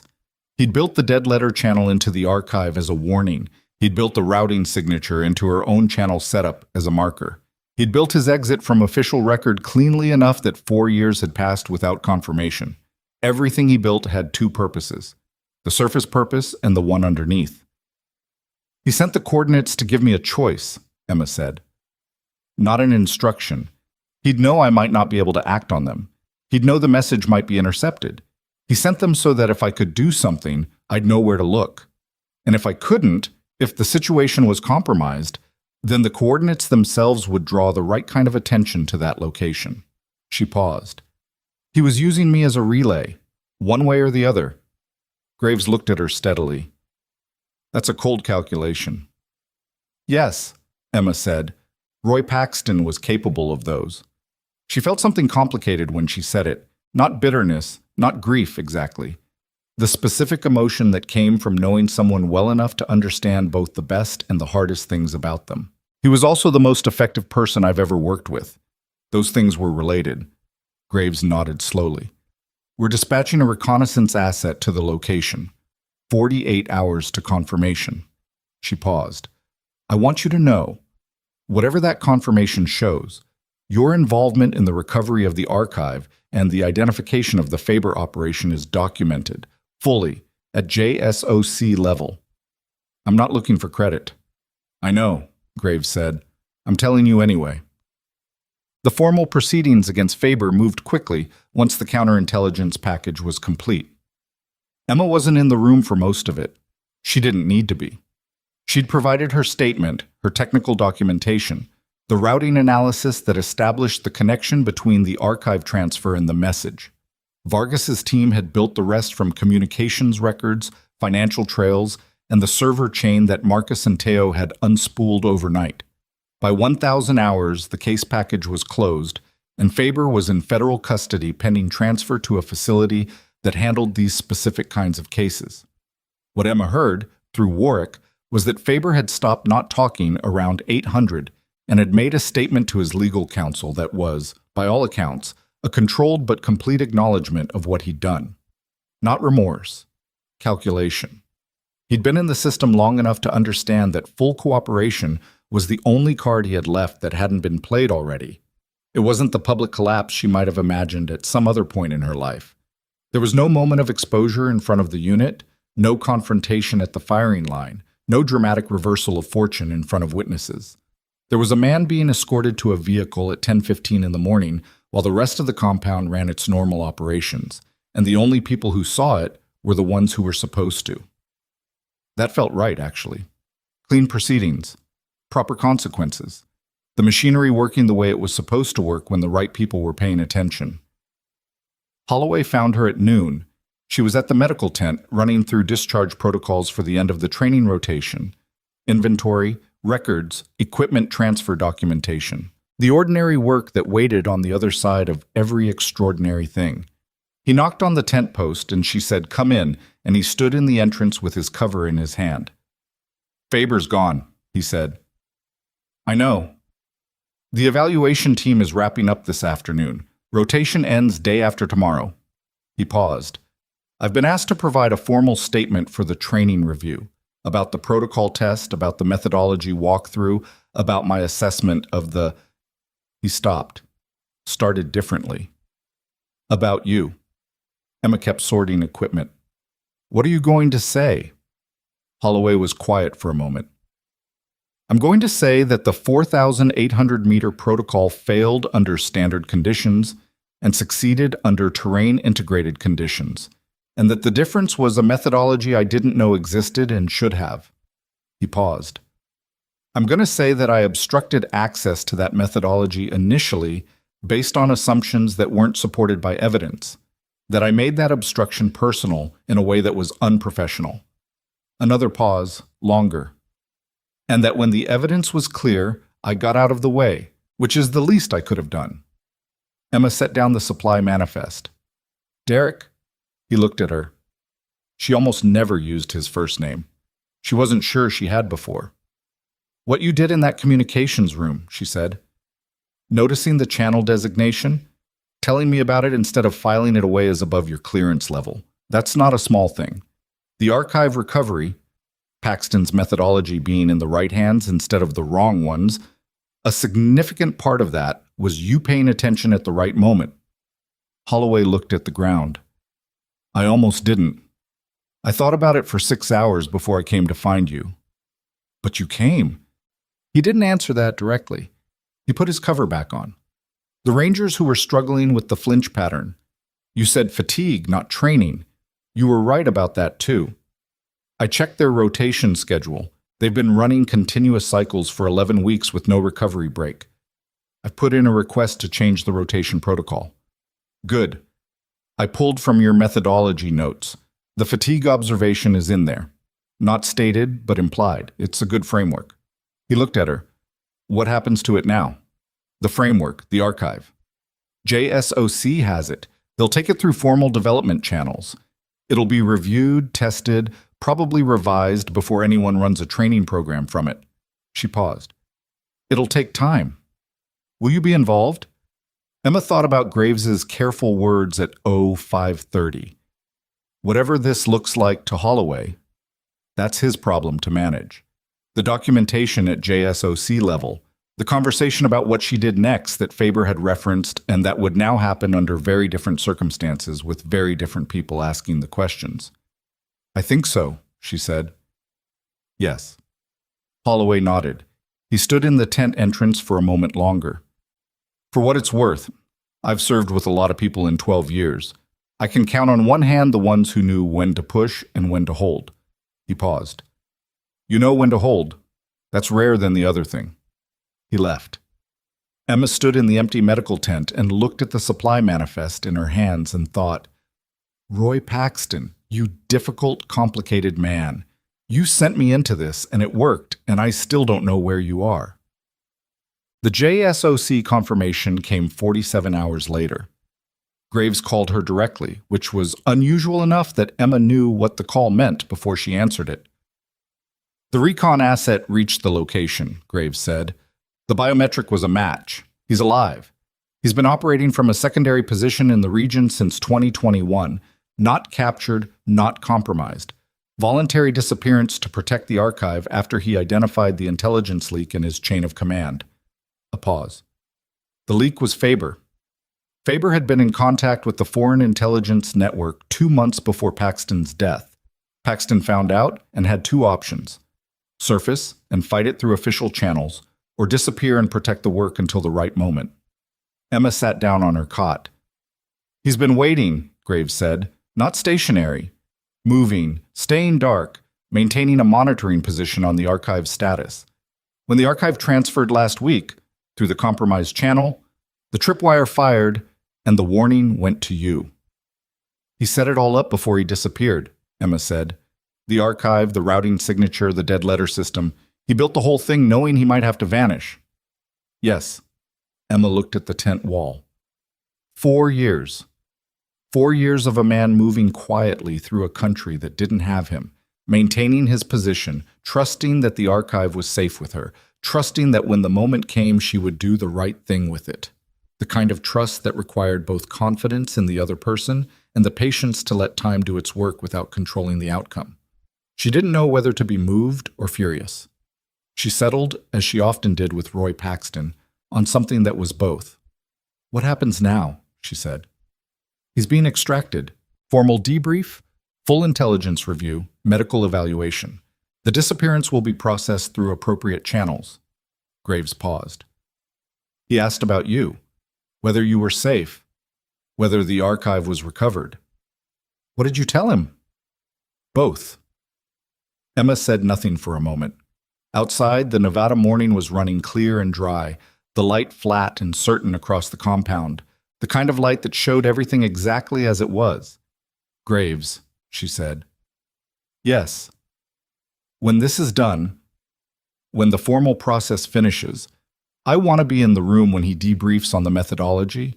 I want to be part of the development program, not as an auxiliary, as a primary contributor." A pause. "That's a personnel request that goes above my—" "I know where it goes," Emma said.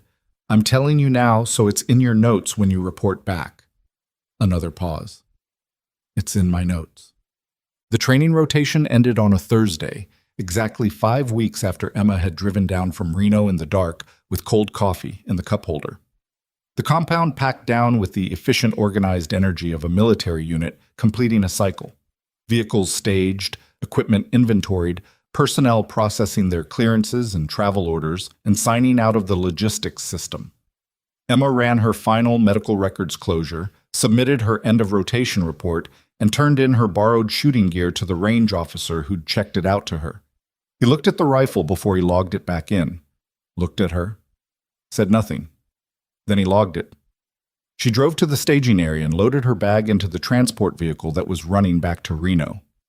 She was the third person in the vehicle. The fourth was Specialist Taft, cleared for travel after his pericarditis had resolved to the satisfaction of the Reno cardiology team, looking healthier than he had any right to after a week in the hospital and somewhat sheepish about the whole thing. "Chief Callahan," he said when she got in. "Taft, how's the chest?" "Good. Doctor says full clearance in 3 weeks." He paused. "I wanted to say, thank you for the motor pool. I wasn't going to mention the chest thing to anyone." "I know," Emma said. "That's why I went looking." He nodded, looked out the window. "Pollard said you caught it from 40 meters, that you could tell just from watching him walk. Pallor and gait, it was pretty clear." "Still." Another pause. "Sergeant Holloway said you're a precision shooter, actually." Emma looked at the compound through the window, the prefab buildings, and the motor pool and the range access road disappearing into the flat desert beyond. "I know how to do a lot of things," she said. "I'm a nurse first." Taft thought about that for a moment. "That seems strange to you, carrying both of those?" Emma looked at the desert. She thought about Roy Paxton in a mountain valley saying, "You want to tell me why you're carrying a medical kit instead of a rifle?" And she thought about herself 27 years old and covered in mud, saying, "I like fixing things better than breaking them." And she thought about everything that had happened between that moment and this vehicle seat, and how none of it was a straight line, and very little of it was what she would have planned if she'd been the one doing the planning. "No," she said, "it doesn't seem strange anymore." 3 months later, Emma Callahan stood in front of a classroom at Redstone Naval Warfare Academy. Not the Redstone she might have imagined 5 weeks ago at Falcon Ridge. Not a quick assignment. Not a temporary billet. A formal appointment, lead methodology instructor for the Precision Integration Program, a newly established initiative under JSOC, authority that had the backing of 3 generals, 2 admirals, and a significant amount of institutional momentum that had built very quickly once the Paxton archive had been formally reviewed and its implications understood. She'd spent 6 weeks in the development process. She'd argued 3 times with the curriculum committee, won 2 of the arguments and conceded 1, and had rebuilt the instruction framework twice from scratch before she was satisfied with it. It still wasn't perfect, she was aware of that.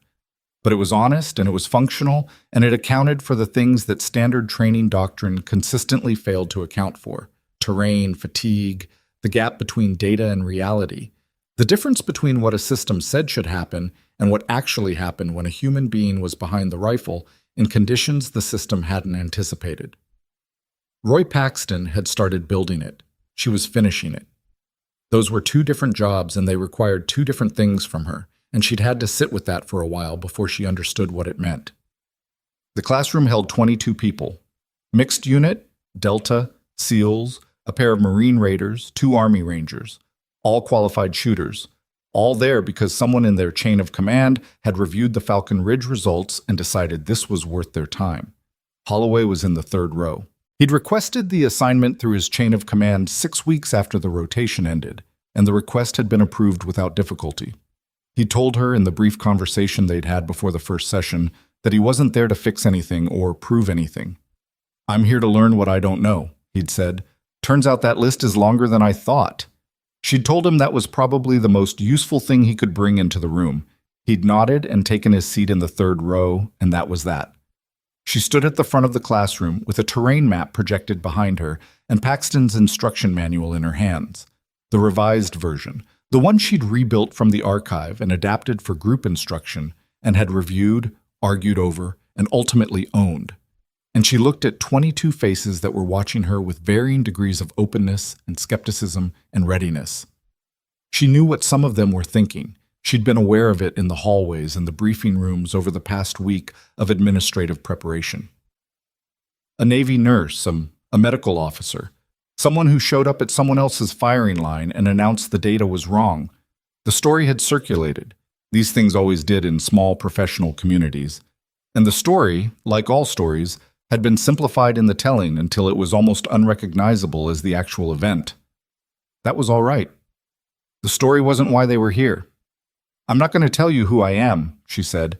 "Your records offices have that information if you want it. What I'm going to tell you is what we're going to do in this room and why it matters." The room was quiet. Every precision shooting doctrine currently in use by U.S. Special Operations Forces was built on open-range ballistic modeling: clean air, standardized conditions, minimal terrain variance. Those models are accurate in the environments they were designed for. She moved to the terrain map.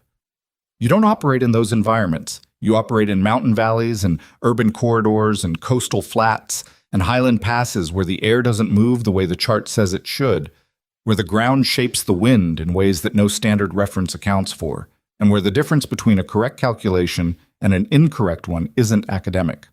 She let that sit for a moment. The methodology we're going to build in this room starts with terrain, not the chart.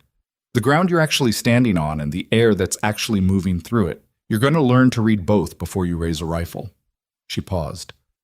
Some of you are going to find that this contradicts things you've been doing for years. Some of what you've been doing for years is wrong. That's not a criticism of you. It's a criticism of the data you were given. We're going to fix the data. Someone in the back row said, "Chief Callahan." A SEAL, mid-30s, the kind of confidence that came from having been tested enough times to have reasonable certainty about what he could handle. "You saying the standard ballistic charts are wrong?" "I'm saying they're incomplete," she said. "There's a difference. A wrong tool is useless. An incomplete tool is dangerous because it gives you confidence in a calculation that doesn't account for everything that matters." She looked at him directly. "The chart tells you what the round will do in standardized air. This program teaches you to figure out what the air is actually doing, so the chart becomes one input instead of the whole answer." He thought about that, nodded slowly. The skepticism didn't disappear, but it shifted, moved from resistance to the specific quality of attention that meant someone was deciding whether this was worth taking seriously. "That's the question you should be asking," Emma said, to him and to the room. "Not whether the methodology is new, but whether it's accurate. And the only way to answer that is to test it on real terrain under real conditions, which is what we're going to do." She turned back to the terrain map. She thought briefly about Roy Paxton, right now in a debrief facility at an undisclosed location, working through the formal process of coming back into a system he'd left behind to protect the things she was now standing in front of a classroom teaching. He'd be out in 6 weeks, maybe 8. They'd spoken once through a verified JSOC channel, A conversation that was short and not particularly warm, and also somehow exactly right for two people who communicated primarily in functional terms and had learned to trust each other in a mountain valley in circumstances that required precision above all else. He'd said, "You finished it." She'd said, "I finished a version. We'll argue about the rest when you're out." He'd made a sound that was almost a laugh, looking forward to it. She turned back to the classroom and thought about everything that had led here. The cold coffee on the highway, the way Holloway had looked at her the first morning like she was a problem somebody else should have solved before she arrived, the heat on the firing line, the weight of the archive on her conscience for 4 years, the 3 words that had arrived on her phone screen and changed the geometry of everything. She thought about how none of it would have gone the way it went if she had walked away from the firing line at Falcon Ridge. If she'd stayed in the medical tent and minded her perimeter and kept the peace that the unit expected her to keep. She'd thought about walking away. She'd gotten 3 steps into it. Sometimes 3 steps was the whole battle. She thought about the things you carry that nobody sees, the qualifications that don't appear on records, the skills built in the margins of the job you were hired for, the knowledge that you know something that matters and you're waiting for the moment when saying so becomes worth the cost. She thought about every person who had looked at her and seen Nurse and stopped looking. She thought about what it had cost her to stop trying to make them look again, and what it had finally cost her to decide she was going to make them look whether they were ready or not. She thought about Taft in the motor pool, and the flinch pattern on the Rangers, and the pericarditis that would have become an effusion in 12 more hours, and the way Greer had looked at his notebook after the first hit and said, "I've been doing this for 8 years and I didn't see it." She thought, the thing nobody tells you about being underestimated is that it teaches you to see everything. Because when people aren't watching you, you get to watch them. When people aren't taking you seriously, you have time to take everything seriously. The invisibility that was supposed to diminish her had made her better at the things she was standing here to teach. She didn't say any of that to the classroom. It wasn't a speech.